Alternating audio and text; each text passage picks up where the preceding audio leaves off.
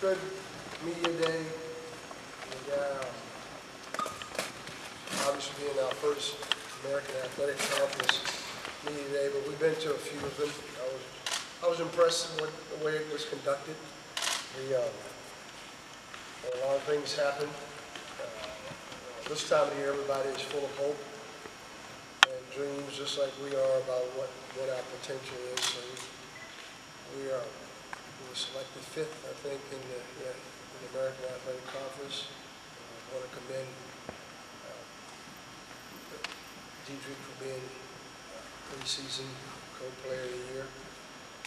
That was a great recognition and something that can, I think, inspire and motivate him to be better, and as well as our team to believe we can do better. But it's interesting to see, all the coaches. It was the first time we really had a chance, except at the spring meeting, to see, and during the summer at some of the recruiting events. And then that's it. Anybody have a question? Who'd you vote for to win the league? To win the league? I can't remember. I really can't. Probably Cincinnati. Someone, I think, probably Cincinnati, I think. My man helped me out here, so I really wasn't sure about, after looking at the stats, and I think Cincinnati was picked to win it too. Oh, the coaches? Was that the coach? Yeah, Coach? Oh, yeah.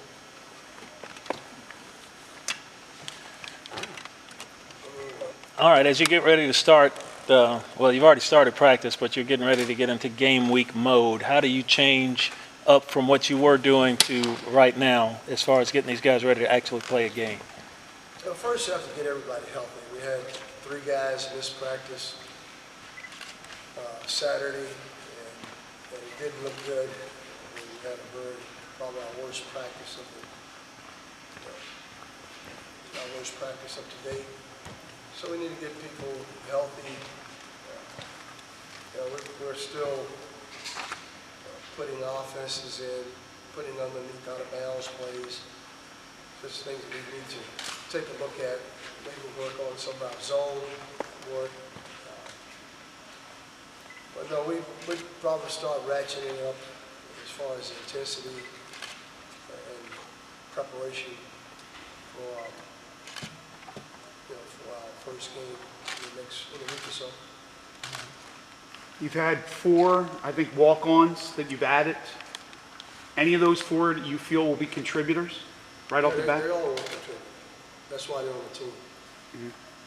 To what extent? But that's why everybody's on the team. I don't know the contribution. I expect their contributions to be outstanding, just as I would, Deedric Lawson's contribution. Now, what does that mean? That means to be here and give everything they have every day in practice, work as hard as they possibly can, and do the things they've been told to do, and actually do, and they'll be fine. But I'm happy, pleased with the 4 that we have. You obviously had a sense of what the job was like from afar when you took it, both the opportunity and the work that has to be done. I'm curious, having been here, is there more work to be done? Is it what you thought? How does it differ from what you might have expected, or what is the size of the job in front of you? Well, I have no real expectations whenever you take a job.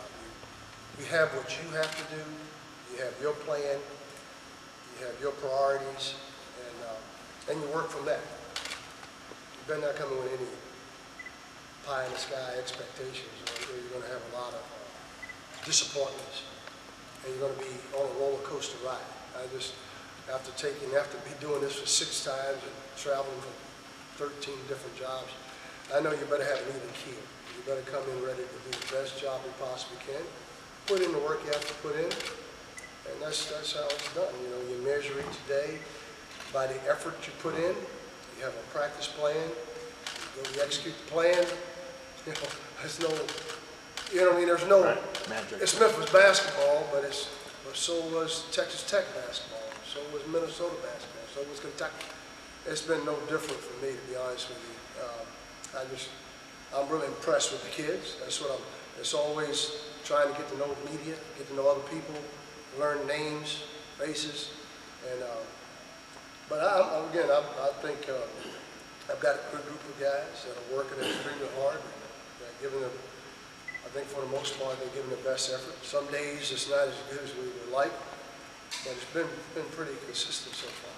The headline from yesterday was 3 years to sort of figure out, to get, is that to know the landscape here, know the people, or is that to be, to get where, to build the program to exactly where you want to go? What did that I mean don't know for? the context of taking, you know, it was 3 years at Texas Tech to get them where they needed to be.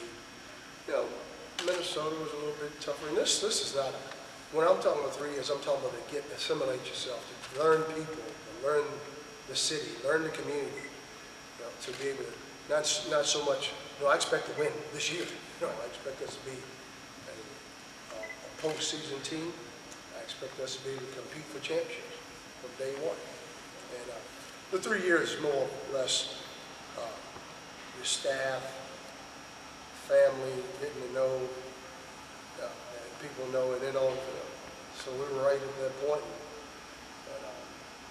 and you just hope that it's, and that's kind of the game plan as far as who we are and how we have to adapt, and just how long it takes to really, I guess you're never comfortable, but you feel like, you know what, we got things in order, you know, we're working, whether it's the booster group, whether it's anything that's going to help you improve your program, your recruiting.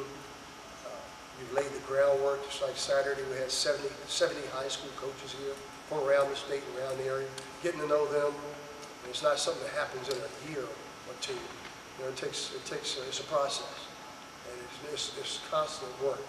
It's constant reaching out, selling the program, selling myself, selling that we have. It just doesn't happen overnight. Speaking of that process, Coach, you talked about, you know, you've got like a formula or a plan, whether it's Memphis or Texas Tech, to try to get things going. Are they this far into practice? Is this team about where you think it should be, or every team is different and they work on their own level? Well, again, I mentioned how we had 3 guys out Saturday, and it was really not a very good practice. So it tells me that we, you know, even though all the walk-ons were there, but we had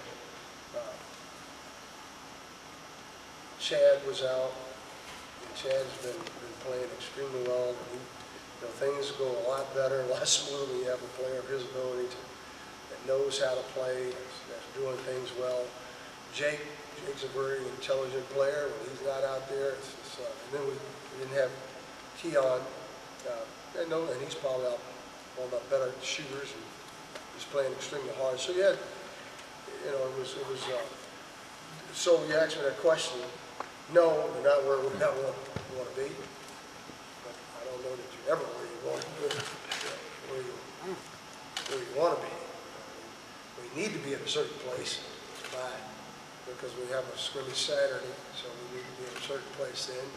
That's why we need to improve in some areas. And the taking off days, for instance, we had off Sunday, Monday, we'll practice today, and we're going to have to take another few days off to meet our NCAA requirements of having days off. Those things will enter too. But it's been a big help. I'm sure Brad Anderson, our trainer, was telling me he needed this time for some guys to kind of mend and heal and feel better, get some treatment. So hopefully all of the guys did what they're supposed to do over the last couple of days to mend and heal. But some days we're where we hope we will be, and some days we're not. So Saturday, I haven't been very happy, to be honest with you. Chad and those guys, are those just nagging? Chad and Jake. Yeah, just a turned ankle, and Jake's had knee injuries from knee injections, and Chad, I think he's strained a groin, so he should be fine. How much more do you expect to get out of a scrimmage like you'll have Saturday as opposed to having that second preseason game? This is only the second scrimmage we've ever had under a coach since I've been a head coach. So we had a scrimmage a couple of years ago against SMU when Coach Brown was there, Coach Larry Brown was there. Things didn't turn out well that year. So I'm not a big fan of it, to be honest with you. But Roy Williams and I are good friends, and we talked about this way back. So it'll be interesting to see how our guys, measure up. And it's not a matter of, every time they go on the court, they compete, whether it's in practice or whether it's in a scrimmage or whether it's in an exhibition game or a regular season game. So we just want to look at a lot of, and we're going to do it differently. In that we'll probably do some things, maybe look at our late game situations, time and score, underneath, out of bounds. So I'm not sure. We haven't discussed how we're going to break up the scrimmage. This is only going to be your second scrimmage in your career. What is there anything else since you've been here that you haven't experienced in your career up to this point, as far as dealing with things? You from basketball? Right. No, that pretty much clears a lot. But, I mean, as far as what we do or what we have done, our coaching philosophy, our coaching, this is the first real basketball practice facility I've ever coached in. Well, up in the first few months in Kentucky, but then we were gone.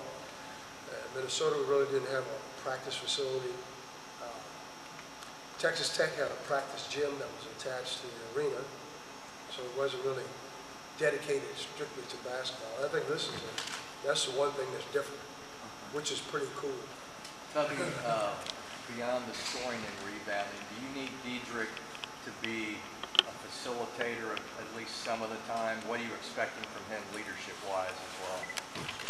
Deedric is a he's a complete player, in that he's got to continue to improve his defense, his footwork, and get stronger. But as far as basketball, understanding the game, he's a very plays.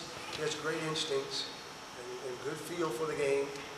So, you're right. I think he needs to be a facilitator when teams are stacking against him and doing things and try to keep the ball out of his hands. And now he needs to be more of a screener, moving without the ball types of things. And I think, and I always tell, especially the good players, the screener is usually more open than the cutter. So if you want to be a good, scorer, a good team player, you need to screen, and that's something I think that. But we're playing him now. He's having to play inside a lot, which he will. He has the ability in the outpatient offense to move to different places on the court. But yeah, I'll need him to do a lot more than he's done. And that means we're going to try to get shots for him in certain places, but we need him to, when it's not there, to be willing to find the open man, which he does. He's a pretty unselfish player. You obviously know that other teams are going to focus their defense on stopping him until somebody else gives them a reason not to. Have you already had the kind of stay within yourself conversation, or will you? No, I watch it in practice because we try to double him in practice. The players know he's opposing in scrimmages and in drills. Players know where he's, they know his strengths and they try to take it away from him. So I think that's just going to help him get better, as far as when to double him, where to double him, to force him to hit the ball and say, late shot clock, they're doing things that we're not really telling them to do because they understand.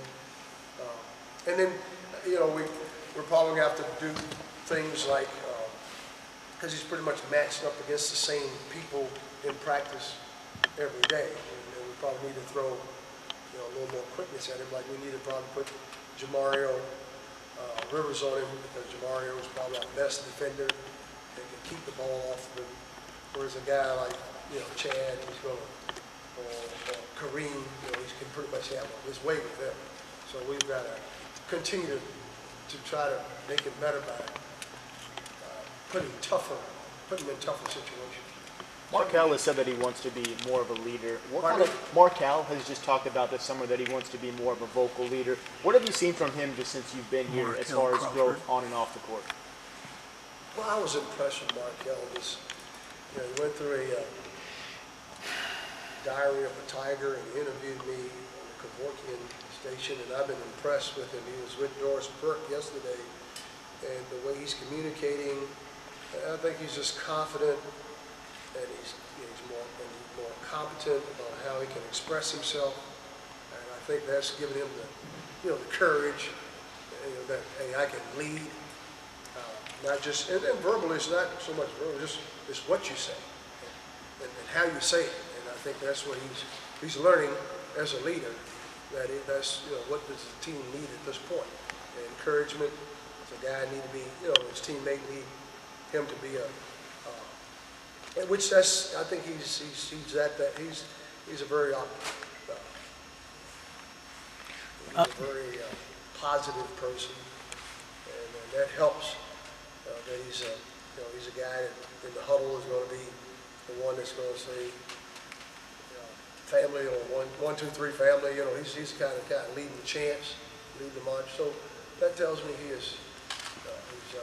and he didn't practice in workouts.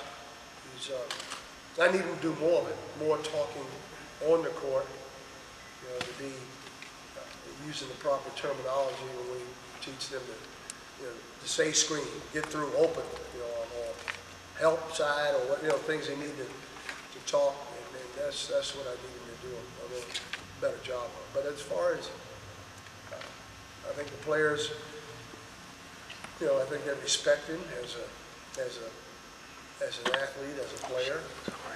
Probably respect him because of what he's gone through with his knees, his injuries and stuff, things he's had to overcome, not just physically, but in other areas of his life, I think.